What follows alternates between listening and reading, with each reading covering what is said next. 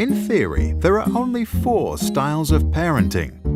Authoritarian parents are controlling and demand obedience without considering the child's point of view. Permissive parents are loving but don't exert any control. There are no rules. Authoritative parents are firm but loving. They encourage independence within limits. Neglecting parents are uninvolved and often uninterested in their own child. Recently, a 5th style was proposed, but we will come back to that later. The styles range from controlling and demanding to complete freedom, and from cold and unresponsive to loving and receptive. Each authoritative, permissive, authoritarian, and neglectful parents have their place. To understand what it means to grow up with parents from each end of the spectrum, we can imagine the lives of 4 children. Sarah's parents are authoritarian. They love their girl, but they believe that strict rules are important to make Sarah become well-behaved and fit into society. If Sarah cries, she's told to stop.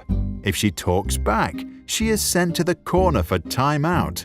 If she forgets to take care of her chores around the house, she is not allowed to play with her toys. Sarah learns that suppressing her emotions and following her duties is the way to get through the day. To get the love of her parents and to avoid making them upset, she becomes obedient.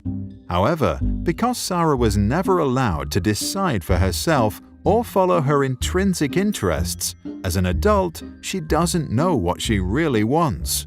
She begins living a life that seems perfect to her parents and society, but might leave her unhappy on the inside.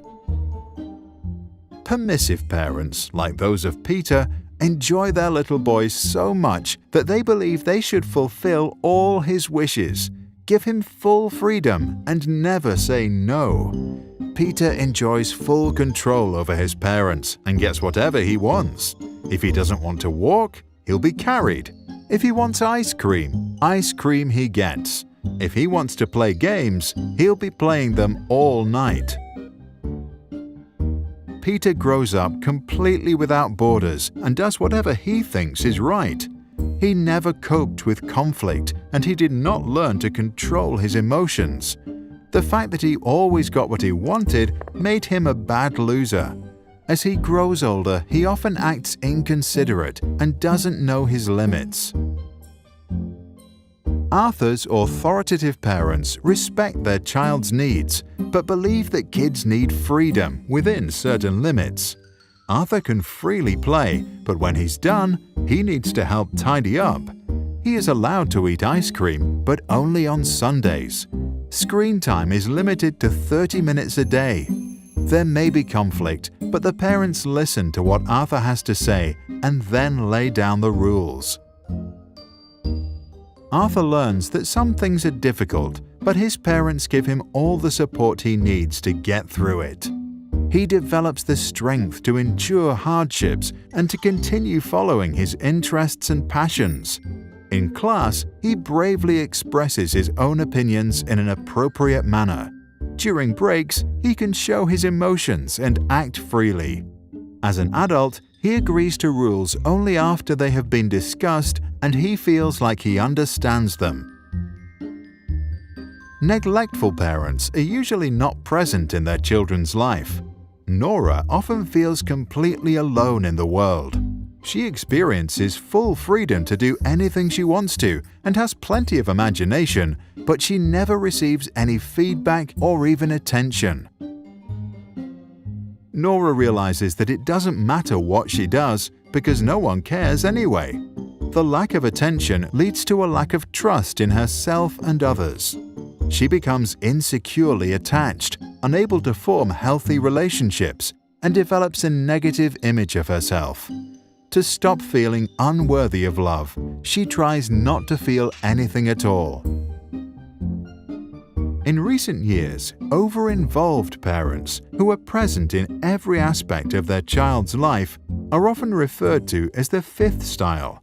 These parents are also known as snowplows, removing obstacles out of their kids' path, or helicopter parents who hover about and micromanage every aspect of their child's life.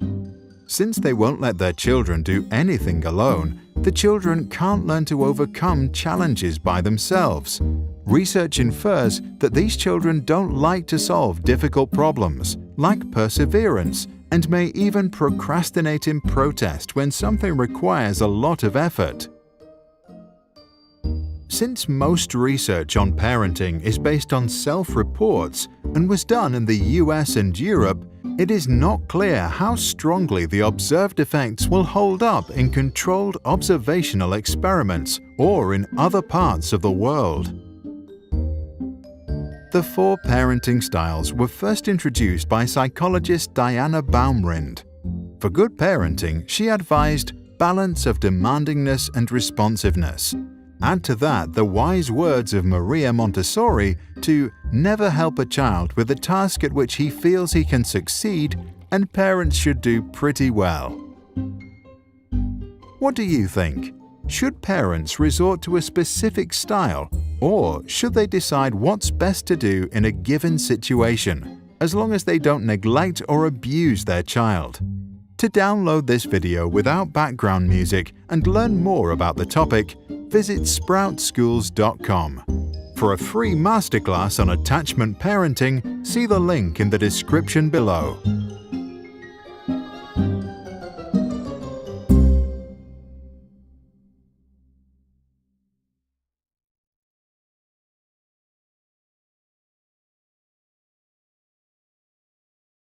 Sprouts videos are published under the Creative Commons license. That means our videos are free and anyone can download, edit, and play them for personal use. And public schools, governments, and nonprofit organizations can also use them for training, online courses, or designing new curriculums. To help us stay independent and support our work, you can join our patrons and contribute. Just visit patreon.com/sprouts. Even $1 can make a difference.